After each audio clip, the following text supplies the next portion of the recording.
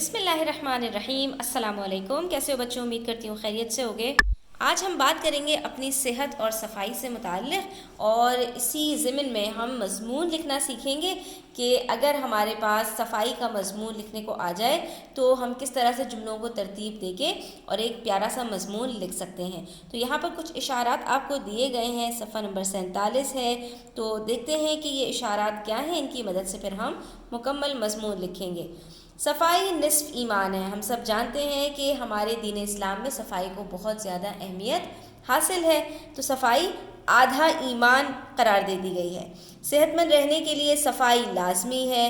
خوراک کا خیال رکھنا، تازہ سبزیاں اور پھل کھانا، صاف لباس پہننا، روزانہ نہانا، خوش رہنا، اچھی سوچ رکھنا، ورزش کرنا، باسی اور باہر کھانا کھانے سے پرہیز کرنا، دانتوں کی صفائی کا دھیان رکھنا۔ صفائی صحت کی ضامن ہے۔ ضامن کا مطلب ضمانت لیتی ہے، یعنی اس کو انشور کرتی ہے، یقین دہانی کرواتی ہے۔ اور صاف جسم ہوتا ہے تو صحت مند دماغ ہوتا ہے۔ تو آئیے لکھنا شروع کرتے ہیں۔ اپنے ابتدائیہ سے شروع کریں گے، اس کے اندر 2-4 باتیں کرنے کے بعد پھر مین باڈی کی طرف آئیں گے۔ جو ابتدائیہ ہمارا پیراگراف ہوگا نا، اس میں ہم کوشش کریں گے کہ کچھ اس طرح کی باتیں لکھیں کہ جس سے مضمون پڑھنے والے کے اندر دلچسپی پیدا ہو۔ تو میں نے نبی کریم صلی اللہ تعالیٰ علیہ وسلم کے ارشاد سے بات شروع کی ہے کہ آپ صلی اللہ تعالیٰ علیہ وسلم نے فرمایا، ہر بچہ فطرت پر پیدا ہوتا ہے، کل مولود علی الفطرہ، ٹھیک ہے، فطرت کے اوپر پیدا ہوتا ہے۔ یعنی فطرت کیا ہوتی ہے؟ اللہ تعالیٰ کو پہچاننے کی جو صلاحیت ہے اللہ تعالیٰ نے اس میں رکھی ہے۔ اور اگر آپ غور کریں تو جو بچہ ہے وہ صبح کے وقت اٹھ جاتا ہے، جب ہمارا فجر کا وقت ہوتا ہے اس سے کچھ پہلے وہ اٹھ جاتا ہے، ٹھیک ہے۔ اور بچے جو ہوتے ہیں وہ اللہ تعالیٰ کا ذکر بھی کرتے ہیں اپنی زبان میں، اپنے لہجے میں، ہمیں جو بات سمجھ میں نہیں آتی ہے، ٹھیک ہے۔ فرشتوں کو دیکھ کر بچے مسکراتے ہیں، فرشتے بچوں کی حفاظت کرتے ہیں۔ اور آپ دیکھیں گے کہ اگر بچہ ذرا سا بھی گندگی میں ہوتا ہے تو وہ کیا ہے، فوراً بے چین ہونا شروع ہو جاتا ہے، وہ رونا شروع کر دیتا ہے کہ مجھے جو ہے وہ صاف ستھرا کیا جائے۔ تو اللہ تعالیٰ نے ہر بچے کو فطرت پر پیدا کیا ہے، یعنی ہر انسان ابتداءً مسلمان ہوتا ہے، یعنی شروع سے وہ مسلمان ہوتا ہے اور اللہ کے قوانین پر چلتا ہے، یعنی اللہ تعالیٰ کے بنائے ہوئے اصولوں پر چلتا ہے۔ بعد میں اس کے والدین اس کو کافر بنا دیتے ہیں۔ ہمارے پیارے نبی صلی اللہ تعالیٰ علیہ وسلم کے مفہوم کے ارشاد کا مفہوم ہے، ٹھیک ہے۔ تو آپ چاہیں تو اس بات کو ایڈ کر سکتے ہیں، اس سے آپ کا مضمون جو ہے وہ مزید خوشنما ہو جاتا ہے۔ تو اللہ تعالیٰ نے ہر ایک کی فطرت میں طہارت کی طرف میلان رکھا ہے، یعنی اس کا جو رجحان ہے، جو اس کی طبیعت ہے، وہ ابتداءً انسان کی یہی چاہتی ہے کہ میں پاک صاف رہوں، صاف ستھرا رہوں، گندگی سے میں دور رہوں، ٹھیک ہے۔ اسی لیے نو مولود، یعنی جو بچہ بالکل نیا نیا پیدا ہوتا ہے، وہ بھی گندگی میں بے چینی محسوس کرتا ہے اور روتا ہے، ٹھیک ہے۔ تو یہ ہم نے ایک ابتدائیہ دے دیا۔ اب ہم چلیں گے مین مضمون کی طرف، ٹھیک ہے۔ تو اس کے اندر ہم تھوڑی تھوڑی باتیں بتائیں گے، اور جو باتیں ہمیں یہاں پر انہوں نے کہی ہیں ہم ان کو کوشش کریں گے اس میں سمولیں۔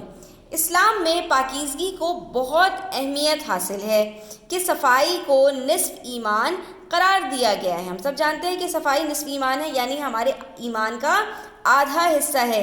جو صفائی کا خیال رکھے گا اس نے گویا کہ آدھے ایمان کو اپنے بچا لیا۔ گویا ہر مومن اپنی طہارت کا بہت خیال رکھتا ہے، یعنی مومن پلید نہیں ہوتا، ناپاک نہیں رہتا، اور وہ شخص کامل ایمان والا نہیں ہوگا جو اپنی طہارت کا خیال نہ رکھے، گندا بندہ رہے اور پاک صاف نہ رہے۔